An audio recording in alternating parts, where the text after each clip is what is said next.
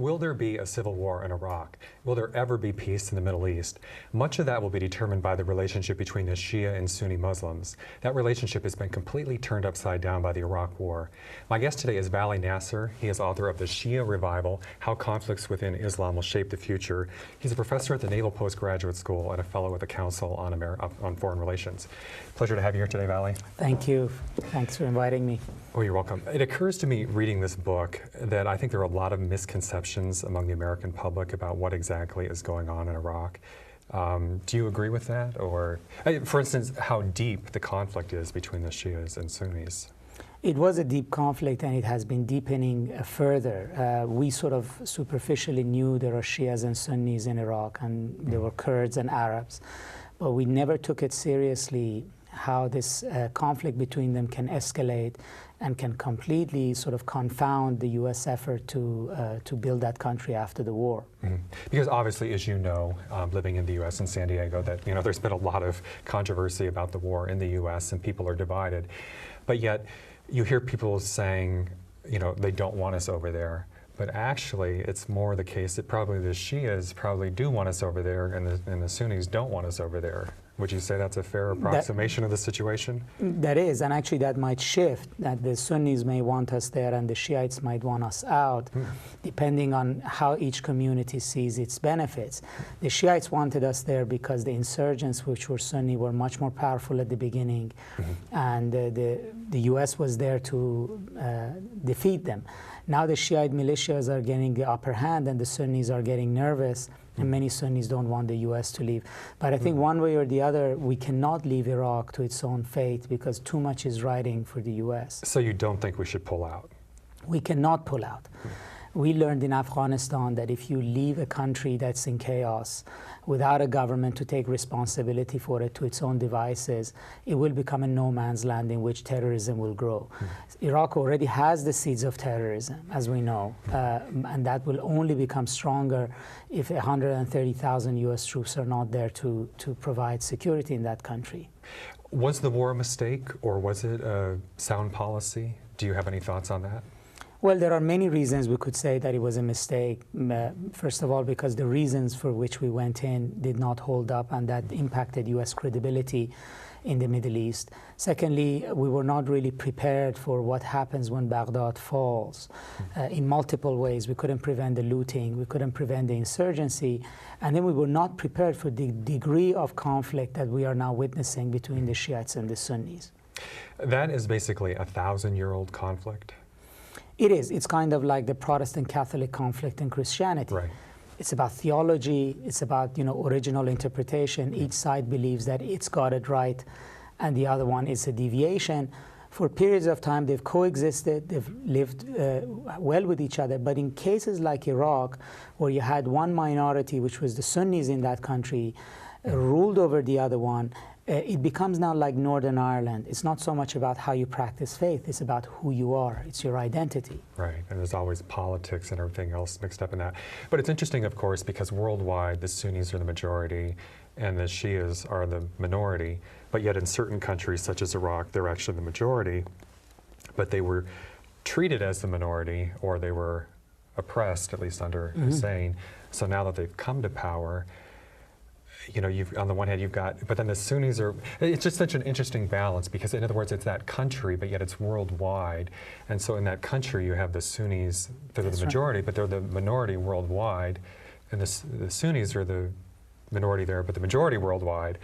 And so there's this whole, as well as the U.S. relationship, which again, I think you kind of spell out I hope everybody in the White House has been reading this book, because you wonder sometimes, because on the one hand, as I say, we support the Shias in Iraq, or at least, so far, and, but yet the U.S. is obviously not very happy with Iran, or with Hezbollah, but yet it's Shias, basically, who are running the country in Iran, and yet we have a complex relationship with the Sunnis, because on the one hand, we think of the U.S. and Saudi Arabia as being closely allied, or at least the governments, and Saudi Arabia is Sunni, but yet in Iraq they're the insurgency.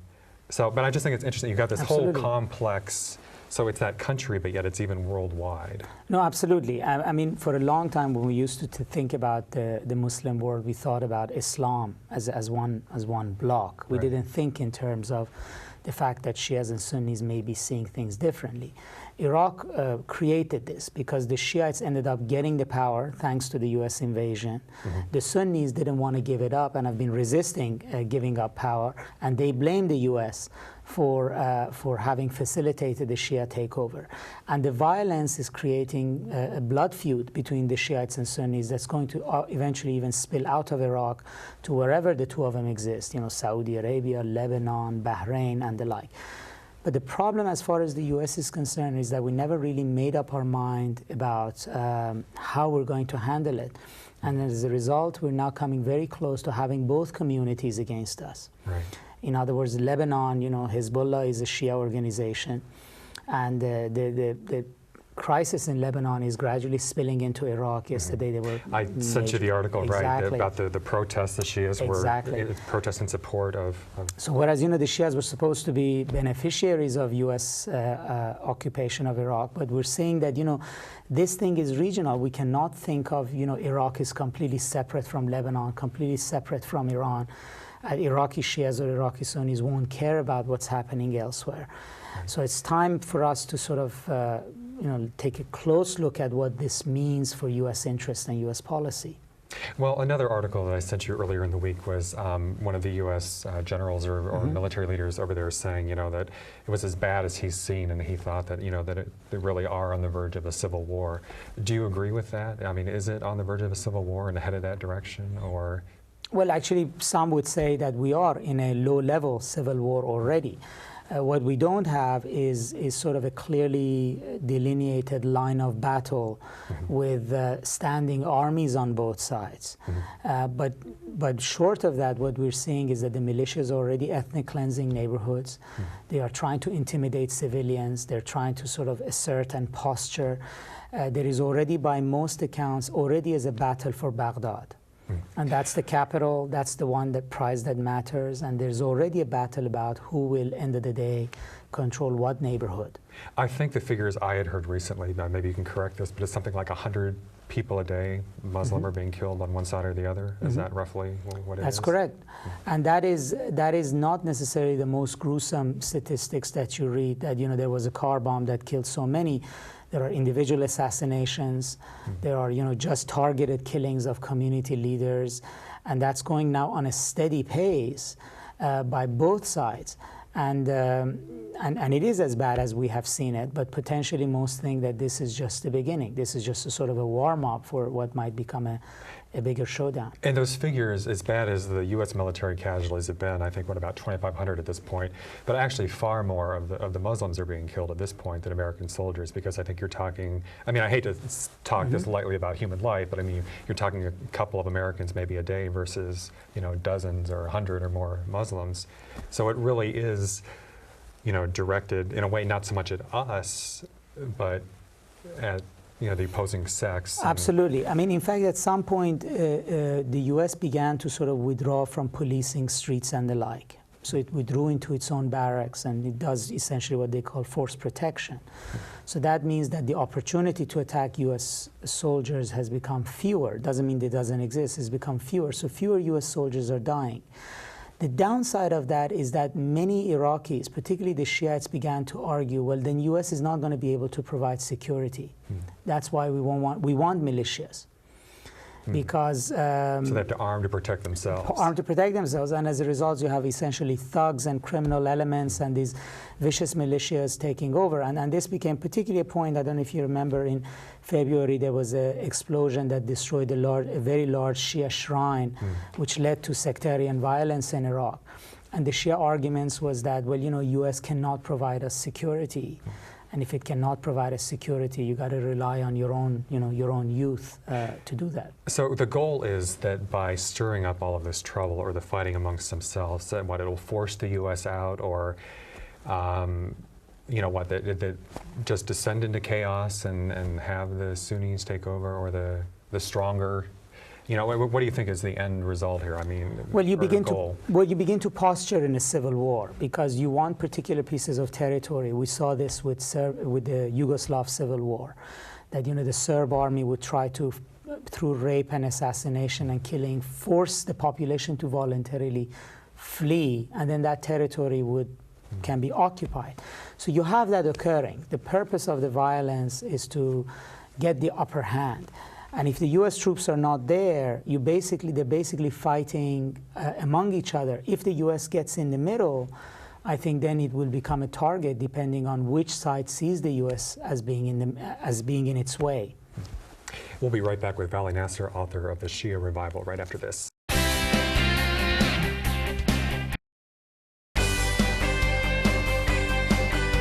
We are back with Vali Nasr, author of The Shia Revival. Well, of course, one thing that concerns people in the West is the notion of fundamentalism, and that does seem to be at the heart of this, that you have the really hardcore Muslims, whether it's Shia or Sunni. To what extent is that, I don't want to say a necessary part, but you even say, for instance, that Islam tends to have a political, kind of a strong link to politics. All religions have a fundamentalist aspect. Certainly there are Christian fundamentalists. We have our Bible bangers, as we say, and all religions. Is there anything different about Islam? Does it tend more toward fundamentalism or less? Or where does fundamentalism fit into this? Well, we're in a period of history in the Muslim world where religion is very dominant in politics. And there are many reasons we could say that's the case. Secular ideologies have failed. People have turned back to the book, if you would, in times of crisis. For instance, we saw during the sanctions period in Iraq, Iraqis became a lot more religious. And fundamentalism began to seep in. There is anger at conflicts that have not been solved, particularly the Arab-Israeli conflict and the U.S. But and that's not going to go away anytime soon. We were hoping that, we could bring the fundamentalists out from the cold and they could participate in politics, and that would gradually defang them. That has happened particularly in countries like Indonesia and Malaysia and the like. But the current crisis in the Middle East, and particularly the Shia-Sunni conflict, tends to radicalize the fundamentalists that are there. Wars and civil wars are not times where moderates flourish. The more violent, the more fanatical, the more militant groups will tend to dominate. And we're seeing this in Iraq. I mean, the kind of beheadings, car bombings, the kind of viciousness that we saw with the insurgency came out of the environment of the civil war or the sectarian conflict in Iraq that we are seeing. And that's a danger for the Middle East because, things that are festering in Iraq could then spread like a virus to the rest of the region and infect its politics. Well, the West had kind of a long, hard struggle where over really centuries, we developed the notion of everything from religious tolerance to separation of church and state and secular government and that sort of thing. I believe, the Iraq Constitution basically says something like the government will function within the, I don't say confines of Islam, but in that scheme of things. Can you have separation of church in the Middle East, and is that is that something that the people there would benefit from? Should there be separation of church and state that we've developed more? Although, of course, you get Americans who, again, we have our Bible bangers to say, who keep on putting the Ten Commandments back into the courthouses and that sort of thing, and we have court battles and everything. But in general, we've learned, though, that separation in church and state is a good thing. It would be a good thing for the Middle East. It would be, in fact, I think the most important thing the region needs is good constitutions. And problem with Iraq is that we went to elections before they had a constitution. Or in many of these countries, the governments make a mockery of the constitutions, and elections by themselves don't bring democracy. But the problem in the Middle East is that whereas in America secularism has worked, you can ask an average person, even a very religious person, and he could tell you, separation of church and state has provided for prosperity, peace, stability, freedoms, and they could be suspicious of tampering with it. The problem in the Middle East is that secularism is associated with dictatorial regimes and corruption and the upper class is doing much better than the lower classes. And the proof is ultimately not in theory, it's in practice. So as much as you tell the average Middle Easterner that secularism is good, that separation of church and state is good, in practice it has not made the Arab countries powerful against Israel or in their wars.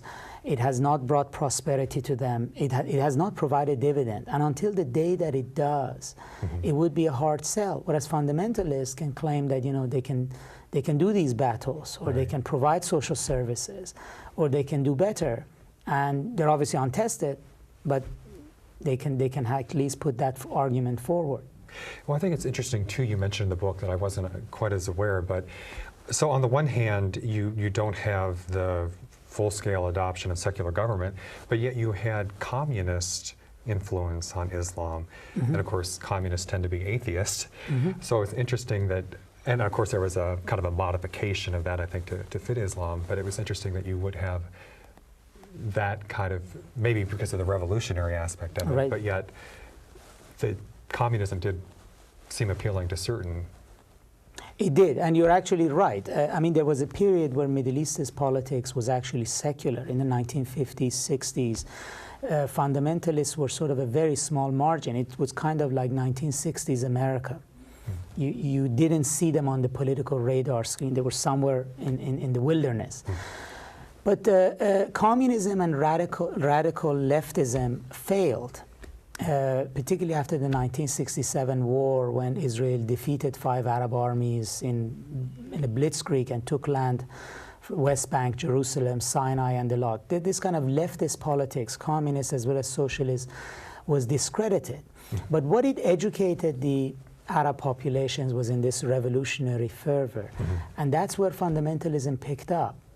Now, you mentioned also that there's a lack of history, and I had emailed this to you, but in the U.S. we have obviously a history of democracy, and I think people would fight very strongly for that. And I quoted Machiavelli saying that it was difficult to subjugate a free people because they were used to freedom, whereas people who had never experienced freedom didn't really know what they were missing. And is that part of the problem in the Middle East, as far as you say that they know the way the military dictatorships of regimes work, but they've never really experienced democracy or freedom. So we go in thinking, oh yes, these people want democracy and freedom, but they don't really know what it's like to live in that kind of a world. No, they don't, and you're right. First of all, whenever there are very, very few cases when democracy actually, like the West, came as a struggle from below. I mean, ironically, Iran, or much more so Turkey, have this tradition. But in most cases, you have democracy sort of transplanted from above by a foreign power or by a dictatorial government, and then it's abused. So you have to think that an average illiterate, semi-literate Middle Easterner of the kind we see their pictures on television, when you tell them about democracy, it's sort of a far-away idea. Everybody can agree it's a good thing, but their immediate experience with it is not good. They have not really seen their vote count. They have not an experience of empowerment. They don't see it as a better form of government. And it's also not something they fought for. It's something that is a Western import, like you import cars, ideas. And yes, you're right. There is a deficit of experience, and also in the West we're very impatient with Middle East going through the long period of experimentation and change that Europe went to. We want them to immediately become democrats, which is why we're sort of frustrated with Iraq. We thought that in this population, so many of whom are illiterate and poor, can just all of a sudden become Democrats. It just doesn't happen that way. It just doesn't happen. But there's no inherent conflict in itself between Islam and democracy from your point of view. Well, religions and people's religious perspectives change. I mean, if you compared, say, a lot of what Islam teaches to Judaism, to Christianity, you could say, well, those religions also have very tough strictures. But I always would say that when does democracy in America begin? It begins in the 3rd grade. I mean, that's when children begin for the first time voting, learn that you can lose, learn that you have to campaign, and it goes up and up and up. So by the time you have a young adult in America, he's already exposed to a hefty dose of not just the ideas of democracy, but the small mechanics of it. Right. Well, education is the key in so many ways.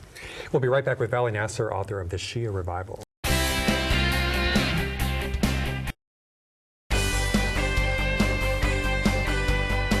We're back with Vali Nasr, author of The Shia Revival. Well, you've mentioned Israel several times, and of course, you can't think of the Middle East without thinking of Israel. One thing you say in the book, of course, probably comes as no surprise to anyone, that one of the few ways you've ever been able to unite Muslims would be against Israel or against the outsider, the U.S. How does that, is there any hope in that situation? I mean, you have the whole problem in Lebanon right now with Hezbollah, and is there a solution there, an answer? I mean, where is that going? Well, the Palestinian issue has become sort of a festering wound in Arab politics and Muslim politics. And until there is a real lasting peace between Israel and the Palestinians, this is likely to be a source of a problem. And even in Lebanon, Hezbollah has become very rapidly, even though it's Shia, very rapidly popular across the whole Arab world, even in Saudi Arabia, Egypt, and the like, because it's taking on Israel. And it just behooves U.S. policymakers to try to find a way to bring about the two sides to compromise on a real lasting peace. Yeah, and of course, the U.S. and Israel have always been, I think they say in the Security Council that the two countries that vote together, the country that sides the most with the U.S. in the Security Council has always been Israel. So those countries are so closely intertwined politically that in the Middle East, probably in effect, absolutely, yeah. One is. No, absolutely, and that always becomes an issue for U.S. diplomacy because, in many ways our interest lies with Israel, and the U.S. government does support Israel, but that there's always a political cost associated with that in other countries where the U.S. has an interest, Egypt, Saudi Arabia, and the like. And as I said, that's put a lot more pressure on the U.S. to try to find a way to bring about lasting peace. Well, and one reason I mentioned that is that although you focus a lot on the Sunni versus Shia conflict, which is certainly daunting in itself, and again, what can you say, just a very unfortunate side of humanity, as a lot of these religious conflicts are. But there are those in the Middle East or the West who said that this is more than just Sunni versus Shia, that it's Islam versus Christianity or Judaism. I mean, do you think that there's, do Sunnis just want to reestablish or maintain their influence in their own sphere in the world? Or is it really, we've even had the Christians say, it's a crusade or something. I mean, do you think, is there a larger battle going on there? Or is it really just trying to maintain their own, in Iraq or elsewhere, or? Well, I think both. I mean, the larger conflict between Islam and the West, and Muslims think the West is the aggressor. Some forces in the West believe the Muslims are the aggressor. But there is no doubt that there is this sort of larger issue. And also the U.S. war in Iraq and the Lebanon war have obviously heightened these. But there is also a real issue of division of power within these communities, in the sense that, there is a Catholic-Protestant fight in Ireland, regardless of whatever other fight there is. Right. And to some extent, the Shiites and the Sunnis will posture vis-a-vis each other as to who better can protect Islam against the outsider. And right now, the Shiites in Lebanon have got obviously one up because Hezbollah is being able to claim that it is standing up for Palestinian rights, whereas Sunni forces are not able to do so. And that's exactly why Al-Qaeda came from behind very quickly to endorse Hezbollah, because Hezbollah is taking its thunder away. Well, in our final couple of minutes here, so I put you in control in Iraq today. Wouldn't it be nice? What would you do? What's the answer? I mean, is there any practical, immediate steps that could be taken, or what should be done? What should the U.S. do, or Hezbollah or the Shias or Sunnis, or what should we? In Iraq, the biggest problem we have is that the pace at which we can build Iraqi forces or security forces to take care of the problem is far slower at the pace compared to the pace at which Iraq is coming apart. And we cannot do it alone. If we move closer to the Sunnis, the Shiites will lose the Shiites. We move to the Shiites, we lose the Sunnis. We need the support of the region. So, I mean, the U.S. has to make an honest effort to create a regional framework that includes Turkey, Iran, Syria, Saudi Arabia, and Jordan, Kuwait, and the Gulf countries, all of them. Some are our friends, some are not our friends, and bring them to the table, because each of them can bring one of those parties to the table. Right. So Iran is needed to lean on the Shiites. The Saudis and the Jordanians are needed to bring the Sunnis to the table. And we need everybody to be vested in Iraq and not to be suspicious of what we're doing there. And therefore, undercut us as opposed to help us. I think that's the first step in order to change the context in which this thing is happening. And of course, at the moment, we're having a major conflict with Iran over nuclear weapons, so. And over Lebanon as well, and, right, and that's part of the problem. That would be part of the problem. Do you support the nuclear program for Iran? Do you think that's a good idea or a bad idea for? No, I don't think it's a good idea for Iran or for the region. But I don't think the U.S., given how many other things it's handling, will be able to effectively tackle Iran through a method of just isolating and threatening it. I think we have to, again, have a far more engaged and regional approach to dealing with Iran. Well, this is Vali Nasr. The book is The Shia Revival, How Conflicts Within Islam Will Shape the Future. Thank you very much for being here. Thank you for inviting me. Fascinating and very daunting subject. Thank you. Thanks everybody for watching. We'll see you next time. Thank you.